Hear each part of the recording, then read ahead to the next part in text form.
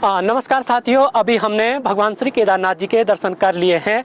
तो अभी हम गरुड़ चट्टी यानी कि जो पुराना वाला मार्ग था, जहां से 2013 से पहले यात्री आते थे, उसी स्थान पे बर्फानी बाबा जी का आश्रम है। तो आज हम उस आश्रम में जा रहे हैं।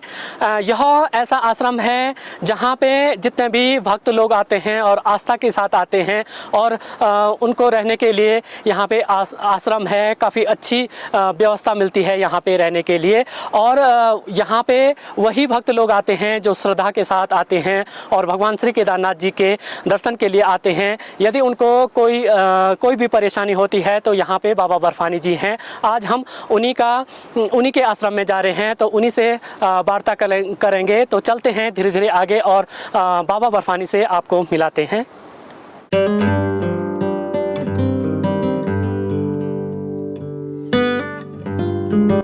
बाबा बर्फानी भगवान श्री केदारनाथ धाम के ऐसे बाबा जो कि निस्वार्थ भाव से सभी केदारनाथ में आए भक्तों की सेवा करते हैं और सभी को रहने का आश्रय देते हैं। और यहाँ पे जितने भी भक्त आते हैं सभी को भंडारा देते हैं। बाबा जी, क्या आपका संबंध सीधे भगवान शिव शंकर से है?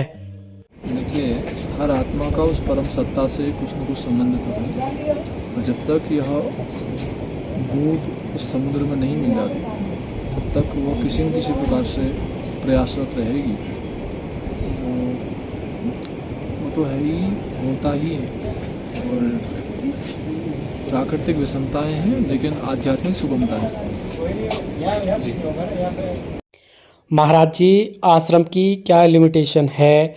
और यहाँ पे केवल साधु लोग ही आते हैं या वे सभी लोग आते हैं जो आध्यात्म के लिए यहाँ पे आते हैं, और जो अपने कम बजट में यहाँ पे आते हैं उन्हें रहने खाने के लिए क्या क्या व्यवस्थाएं होती हैं और कैसे होता है यहाँ पे? देखिए, हम कहते हैं कि पर्यटन के लिए मत आइए, तीर्थाटन के लिए आइए, दर्शन के उद्देश्य से आइए। उसका पुण्य आपको भी मिलेगा, जो आपकी सेवा करेगा कुछ वो भी उस अंश का भागी होगा। तो बजट का आश्रम से कोई लेना देना नहीं। तो व्यवस्था है, भूमि सकल गोपाल की जहाँ भी है सब उस परमात्मा की भूमि है। व्यक्ति सोता है, 2 रोटी का आहार लेता है, एक दिन आप उसकी सेवा कर लेते हैं, लेकिन व्यक्ति को 50 साल का है। व्यक्ति रोज़ दिन में 3 समय 2 समय भोजन करता ही, अपनी क्षमता और आवश्यकता के अनुसार। एक समय यदि आप उसको भोजन करा देते तो कोई बड़ी भारी बात नहीं है। स्वाभाविक है, हर जीव का वो प्राकृतिक अधिकार है।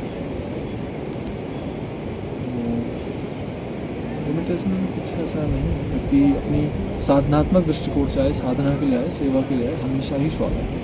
और उसका स्वागत हम नहीं, वो तो महादेव की दैव सत्ता भी साधक का हृदय से स्वागत करता है। हिमालय सूक्ष्म जगत की साधना का एक स्थल है कि सूक्ष्म स्थूल शरीर से तो यहाँ विषमताएँ हैं। स्थूल शरीर को ठंड भी लगती है, गर्मी भी लगती है, भूख भी लगती है और प्यास भी लगती है।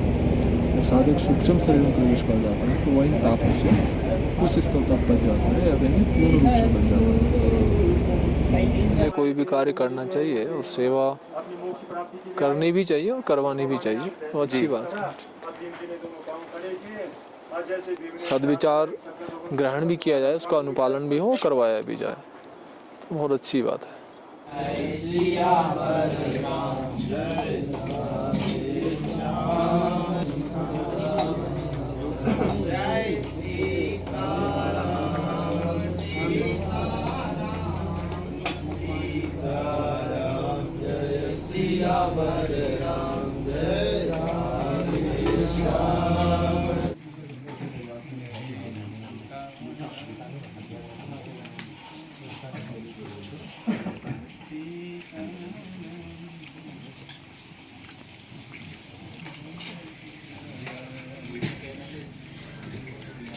हैं बाबा बर्फानी अपने नाम से ही प्रसिद्ध हैं।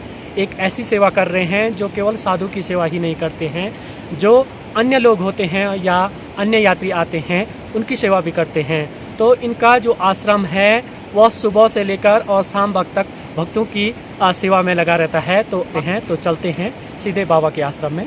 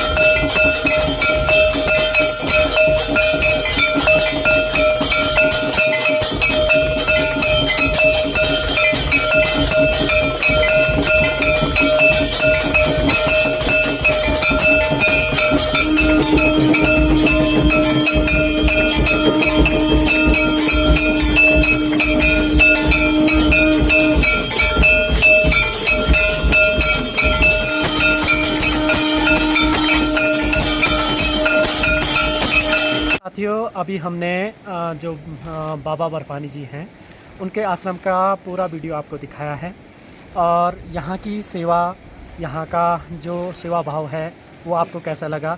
वैसे तो अगर मैं देखा जाए, मैं अपना पर्सनल एक्सपीरियंस जो आपसे शेयर करूं तो वो तो ऐसा है कि भोजन किसे कहते हैं, सात्विक भोजन कैसा होता है और सेवा का वास्तविक अर्थ क्या होता है, वह आप बाबा के आश्रम में जाके सीख सकते हैं।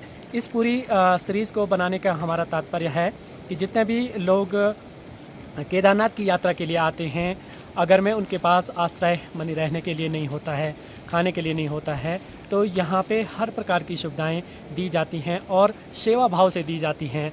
वैसे तो केदार धाम में रहने के लिए बहुत सारी जगहें हैं, लेकिन जो आश्रम का सुख होता है, जो आश्रम में भोजन का वास्तविक अर्थ आपको पता चलेगा और जो सेवा भाव है वह आपको बाबा बर्फानी केदारनाथ में आके आपको पूरा अनुभव यहाँ से प्राप्त होगा। भगवान केदार की नगरी में इस प्रकार के आश्रम का होना एक चमत्कार के बराबर है। तो आज हम भी बाबा बर्फानी के इस आश्रम में आए थे और पूरी जर्नी को, पूरे वीडियो को हमने शूट किया है। और वीडियो यदि आपको अच्छा लगता है तो आप वीडियो को लाइक कीजिए, कमेंट कीजिए, शेयर कीजिए और ज़्यादा से ज़्यादा अपने दोस्तों में शेयर कीजिए। तब तक के लिए आप अपना ख्याल रखिए। जय देवभूमि, जय उत्तराखंड।